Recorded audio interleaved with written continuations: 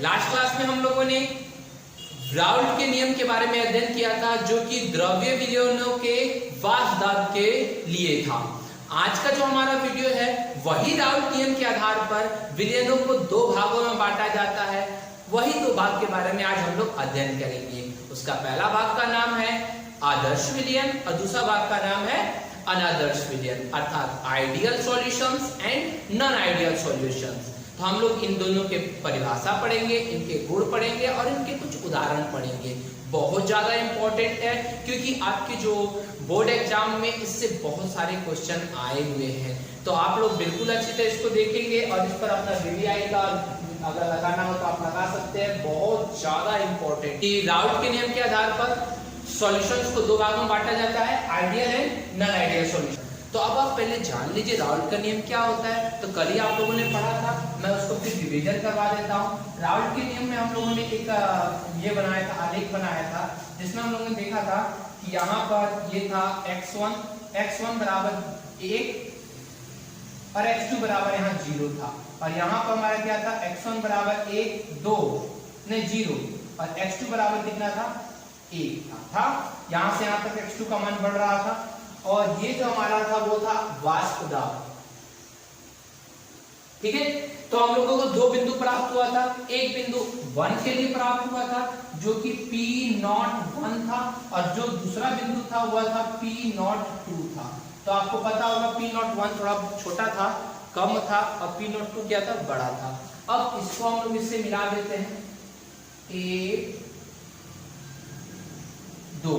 तो ये वाला मिल रहा है उसको P1 कहेंगे, ये वाला जो मिल रहा है वो क्या हो गया, P2 हो गया। और इन दोनों को जब हम मिला देंगे तो हमें एक योग प्राप्त होगा, जिसको हम लोग क्या लिखेंगे, इससे लिख देते हैं P1 P2 और P total P1 plus P2। यही था राउल्ट का नियम, यही है, हम लोगों ने वहां पढ़ा था बहुत अच्छी तरीके से। एक बार देख लीजिएगा अगर नहीं देखा है आपने। तो उस राउल्ट के नियम में हमने जाना था कि उसका जो प्रेशर होता है, ये प्रेशर को दर्शा रहा है, ये प्रेशर है। प्रेशर जो होता है उसके मोल अंश के समानुपाती होता है, अर्थात जिस प्रकार मोल अंश बढ़ेगा वैसे प्रेशर भी क्या होगा, बढ़ेगा। ठीक है, तो ये जनरली हम लोगों ने वहां जाना था। तो उसी नियम के आधार पर दो भागों में थे ideal and non ideal solution. तो आइडियल सॉल्यूशन वैसा विलयन जो सभी सांद्रताओं पर राउल्ट के नियम का पालन करता है, उसे आदर्श विलयन कहते हैं। आदर्श विलयन के दो बहुत ही महत्वपूर्ण गुण है, वो दोनों गुण यहाँ पे बहुत ज्यादा इंपॉर्टेंट है। पहला, जब विलयन को बनाया जाए तो एंथैल्पी में परिवर्तन शून्य हो, अर्थात एंथैल्पी में कोई परिवर्तन ना हो। एंथैल्पी क्या होता है, तो एंथैल्पी को एक जनरल मायने में उष्मा भी कहा जाता है, इंग्लिश शब्द है एंथैल्पी, उसको एक मामले में एंथैल्पी को उष्मा भी कहा जाता है या ताप कहा जाता है। अर्थात जब विलयन बनाया जा रहा है या मिश्रण बनाया जा रहा है तो उसके ताप में कोई भी परिवर्तन ना हो, जितना ताप पहले था उतना ताप बाद में ये भी रहे, तो उसे हम लोग क्या कहेंगे, आदर्श विलयन कहेंगे। अर्थात इसको हम लोग शॉर्टकट में लिख सकते हैं delta mixing H, delta mixing H equal to 0, या अगर दूसरे टाइप से हिंदी में लिखना है इसको तो आप ऐसे लिख सकते हैं डेल्टा मिश्रण H इक्वल टू 0। ये आप उस टाइप से लिख सकते हैं, कोई दिक्कत नहीं है हिंदी में लिखना है तो, या आपको इंग्लिश में और शॉर्ट लिखना है तो यहाँ मिक्स लिख सकते हैं MIX, तो आपको पता चल जाएगा डेल्टा मिक्सिंग H है। तो पहला नियम आप लोगों को क्लियर हो गया। अब दूसरा नियम हम देखते हैं, जब विलयन को बनाया जाए, मतलब विलयन या मिश्रण को बनाया जाए तो आयतन में कोई परिवर्तन ना हो, अर्थात पहले जितना आयतन था या जितना आयतन हम लोगों ने लिया है उस आयतन में ना कमी हो और ना ही वो अधिक हो, मतलब कोई भी परिवर्तन ना हो। जैसे अगर 1 लीटर दो हम लोग अवयव लिए जिसमें एक का 1 लीटर है, एक 2 लीटर है, तो दोनों को जब मिला रहे हैं तो हमें प्राप्त कितना हो, 3 लीटर प्राप्त हो, ना उससे कम हो ना उससे ज्यादा हो। तो वो राउल्ट के नियम को पालन करता है। ठीक है, तो दो नियम समझ में आ गया। Delta mixing V equal to 0, अर्थात V में मतलब आयतन में, वॉल्यूम में कोई प्रकार का चेंजिंग ना हो। इसका उदाहरण याद रखिएगा, बहुत ज्यादा इंपॉर्टेंट है उदाहरण। तो पहला है N-हेक्सेन और N-हेप्टेन का मिश्रण, और दूसरा है ब्रोमोएथेन और क्लोरोएथेन का मिश्रण।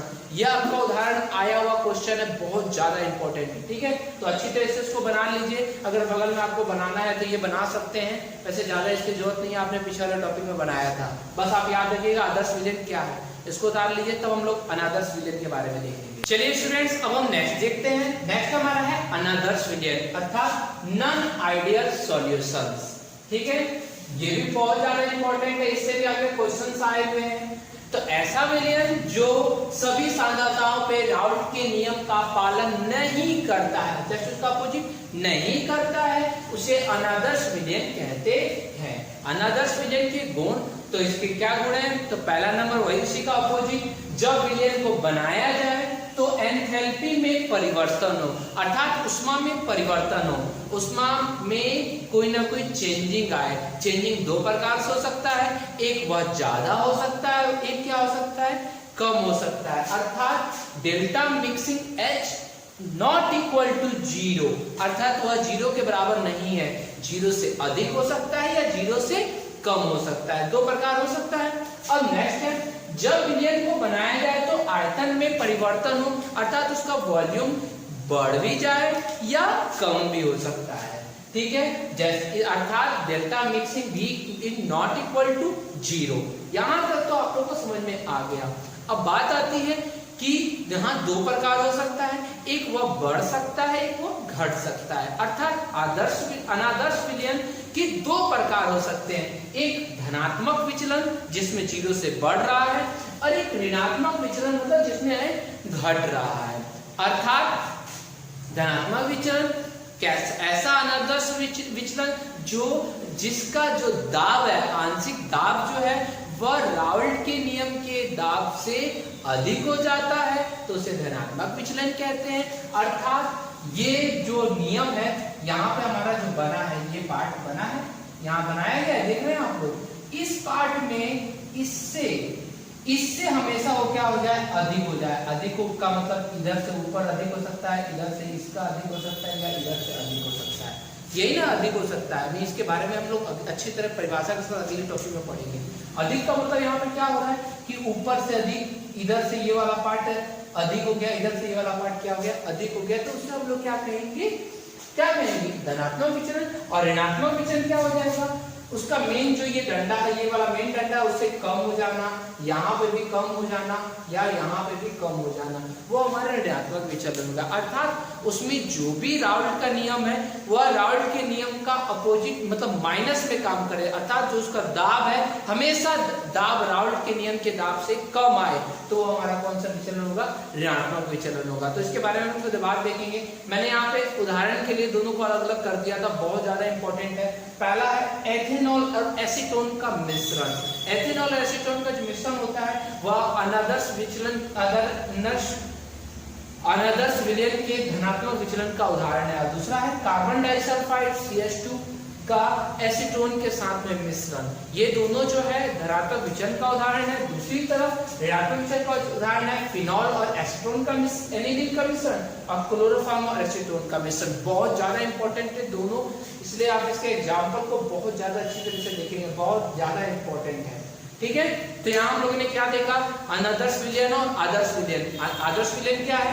जो राउल्ट के नियम का पालन करता है उसे आदर्श विलयन कहते हैं। अनादर्श विलयन क्या है? जो राउल्ट के नियम का पालन नहीं करता है उसे अनादर्श विलयन कहते हैं। आदर्श विलयन के गुण, तो इसमें वॉल्यूम, उसमें जब विलयन को बनाया जाए तो उनकी ऊष्मा मतलब एंथैल्पी में कोई परिवर्तन ना हो और आयतन में भी कोई परिवर्तन ना हो। परंतु अनादर्श विलयन उसमें क्या होगा? उसमें आयतन और एंथैल्पी दोनों में परिवर्तन हो, तो वो हमारा अनादर्श विलयन होता है। दोनों का एग्जाम्पल आप लोगों ने देखा। अब हम देखेंगे अनादर्श विलयन के जो दो प्रकार है इनके बारे में अध्ययन करेंगे। तो पहले आप उसको अच्छी तरह नोट डाउन कर लीजिए, और इस फिगर को बनाना है, अभी जरूरत नहीं है, मत बनाइए। ठीक है, आप लोग बस जनरली याद रखिए इसका फिगर जो ये वाला पार्ट है, मैं इसके बाद जो इन दोनों को डिफाइन करूंगा तब हम लोग बनाएंगे। ठीक है, तब तक आप इसको जल्दी उतारिए, तब नेक्स्ट देखते हैं। चलिए स्टूडेंट्स, अब हम देख लेते हैं अनादर्श विलयन दो प्रकार के होते हैं। वो कौन कौन से प्रकार है? तो पहला है धनात्मक विचलन अर्थात पॉजिटिव डेविएशन, दूसरा है ऋणात्मक विचलन अर्थात नेगेटिव डेविएशन। जिसके बारे में मैंने बताया कि यदि वाष्प दाब उनका राउल्ट के वाष्प दाब से अधिक होता है तो वो पॉजिटिव विचलन होगा, पॉजिटिव डेविएशन होगा, और अगर उनका कम होता है वाष्प दाब तो वो हमारा क्या होगा? नेगेटिव डेविएशन होगा। तो वैसे डिफिनेशन आप लिख लीजिएगा। मैंने दोनों तरफ अलग अलग करके किया है, परंतु आप अगर चाहिए तो केवल ये हेडिंग डाल करके आप इसके डेफिनेशन सहित आप उतार सकते हैं। तो ऐसा अनादर्श विलयन जिसका वाष्प दाब राउल्ट के नियम द्वारा दिए गए दाब से क्या होता है, अधिक होता है, उसे धनात्मक विचलन कहते हैं। मतलब कि उसका मान जो है वाष्प दाब वो अधिक हो। अधिक कब होगा, जब हीट अधिक होगा या वॉल्यूम अधिक होगा। ठीक है, तो delta mixing H equal to plus b का मतलब 0 से अधिक है, और इधर भी डेल्टा मिक्सिंग B बराबर प्लस बी, अर्थात ये भी 0 से अधिक है। इसके कुछ उदाहरण है। ठीक है, उदाहरण क्या है, पहला एथेनॉल और एसीटोन का मिश्रण, दूसरा है कार्बन डाइसल्फाइड का एसीटोन के साथ में मिश्रण। ठीक है, अब यहाँ पे हम चित्र बना लेते हैं। मैंने चित्र यहाँ बनाया है, दोनों जगह नहीं था, आप लोग इसका इसी के साथ बनाइएगा, इस वाले का एक साथ बनाइएगा। तो मैं ये बना रहा हूँ धनात्मक विचलन के लिए। किसके लिए, धनात्मक विचलन के लिए।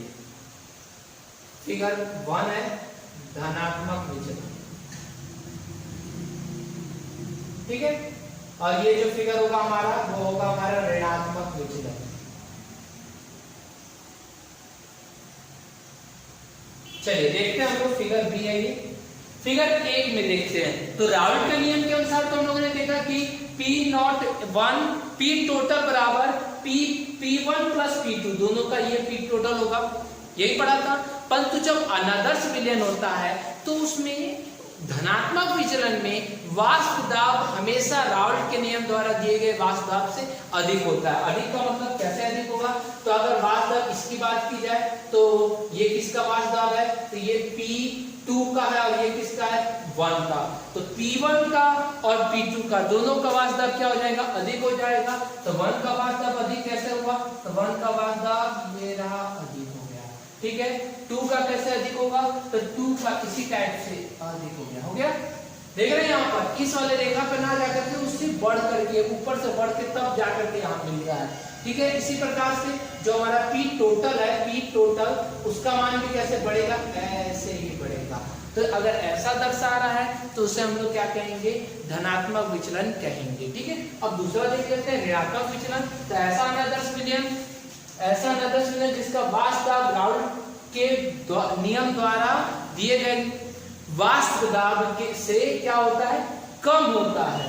यही ना है, यहाँ पे क्या है, यहाँ कम होता है, यहाँ पे क्या था, अधिक होता है। अर्थात ऐसा अनादर्श विलयन जिसमें राउल्ट के नियम द्वारा दिए गए दाब से जिसका वाष्प दाब कम होता है उसे ऋणात्मक विचलन कहते हैं। या इसके भी 2 गुण हो जाएंगे। पहला, डेल्टा मिक्सिंग H बराबर -B, अर्थात वो किसमें हो, ऋणात्मक चिन्ह में हो, मतलब 0 से छोटा हो। और दूसरा, डेल्टा मिक्सिंग B बराबर -B, अर्थात वॉल्यूम भी 0 से क्या हो, छोटा हो। ठीक है, उदाहरण के लिए फिनॉल और एनिलीन का मिश्रण, और दूसरा क्लोरोफॉर्म और एसीटोन का मिश्रण। बहुत इंपॉर्टेंट है, दोनों का एग्जांपल आप याद रखिएगा। ठीक है, अब यहाँ हम उदाहरण इसके चित्र में समझ लेते हैं। तो ऋणात्मक विचलन में क्या होगा, वाष्प दाब से कम हो जाएगा, अर्थात इसका वाष्प दाब ये है तो इसे कम होके जाएगा। इसका वाष्प दाब ये है, ये किसका था, P1 का था, ये P2 का है, तो P2 का ये कम हो गया। ठीक है, आप अच्छी तरह इसको रेखा खींचिएगा, सीधा रहना चाहिए, मतलब टर्न करके। और तीसरा नंबर ये भी क्या हो जाएगा, जो P टोटल है वह भी कम हो जाएगा। ठीक है, ये कौन सा विचलन हो गया, ये अनादर्श विलयन का ऋणात्मक विचलन हो गया। तो यहाँ हम लोगों ने धनात्मक विचलन और ऋणात्मक विचलन के बारे में पढ़ा। बस इसमें शॉर्ट नोट्स आप बना लीजिएगा, 1-2 बार पढ़िएगा, आप लोगों को क्लियर हो जाएगा। ठीक है, यहाँ तक हमारा टॉपिक समाप्त होता है। नेक्स्ट वीडियो में हम लोग अगले टॉपिक के बारे में अध्ययन करेंगे। अगर आपको ये वीडियो अच्छा लगे तो इसे लाइक करें, अधिक से अधिक शेयर करें।